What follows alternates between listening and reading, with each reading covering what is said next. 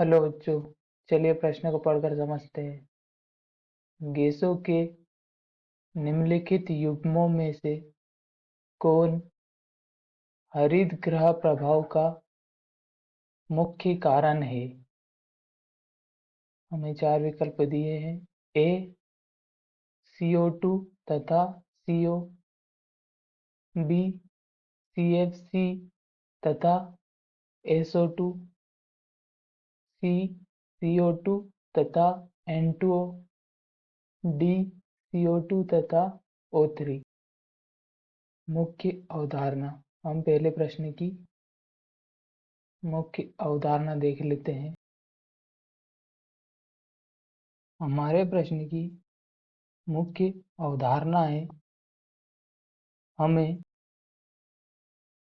हरितगृह प्रभाव हरित ग्रह प्रभाव यानी ग्रीन हाउस इफेक्ट के बारे में बताना है कि यह किन गैसों के कारण मुख्यतः होता है। हरितगृह प्रभाव या ग्रीन हाउस इफेक्ट प्राकृतिक रूप से होने वाली परिघटना है। प्राकृतिक रूप से होने वाली परिघटना है जिसके कारण पृथ्वी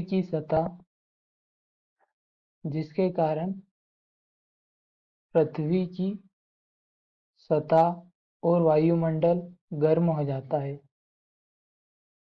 सतह और वायुमंडल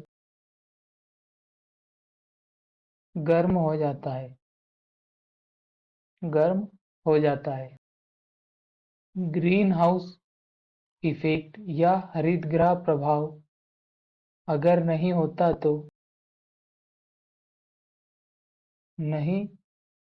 होता तो पृथ्वी का वायुमंडल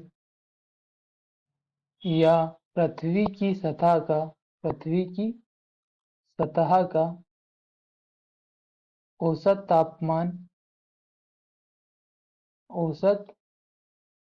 तापमान 15 डिग्री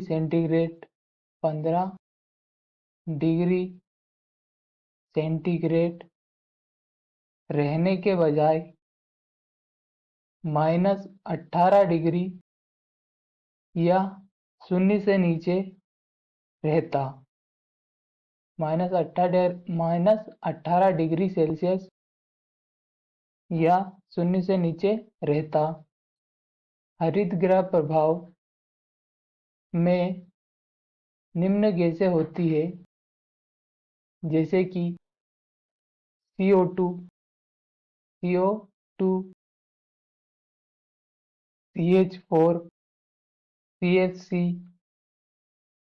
CFCS और N2O मुख्य गैसें होती हैं जो इस प्रकार हैं। ये सूर्य से आने वाली विकिरणों को अवशोषित करती है। सूर्य से आने वाली विकिरणों को और ऊर्जा को अवशोषित करती है तथा पृथ्वी से आने वाली विपरीत या परिवर्तित होकर आने वाली पृथ्वी से परिवर्तित होकर आने वाली किरणों को वापस पृथ्वी पर पहुंचाती है। इस तरह यह पृथ्वी की सतह का तापमान बनाए रखती है। इसमें जो मुख्य गैसें होती है वह CO2 और N2O है। CO2 जो कि 60% होती है और N2O जो कि 6% होती है, CH4 जो कि 20% होती है और CFC जो कि 14% होती है। तो हमारा जो प्रश्न था जिसमें हमसे पूछा गया था गैसों के निम्नलिखित युग्मों में से कौन हरित गृह प्रभाव का मुख्य कारण है। हमें 4 विकल्प दिए हैं CO2 तथा CO। तो इसमें CO2 तो होती है परंतु CO नहीं होती, अतः यह विकल्प हमारे प्रश्न का सही उत्तर नहीं होगा।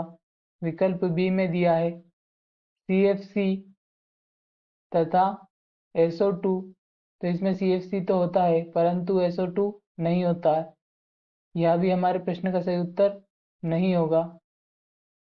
विकल्प सी में दिया है CO2 जो कि 60% होती है और N2O जो कि 6% होती है, अतः यह हमारे प्रश्न का सही उत्तर हो सकता है।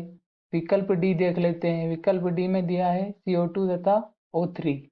तो CO2 तो होता है परंतु O3 नहीं होता, अतः यह भी हमारे प्रश्न का सही उत्तर नहीं होगा।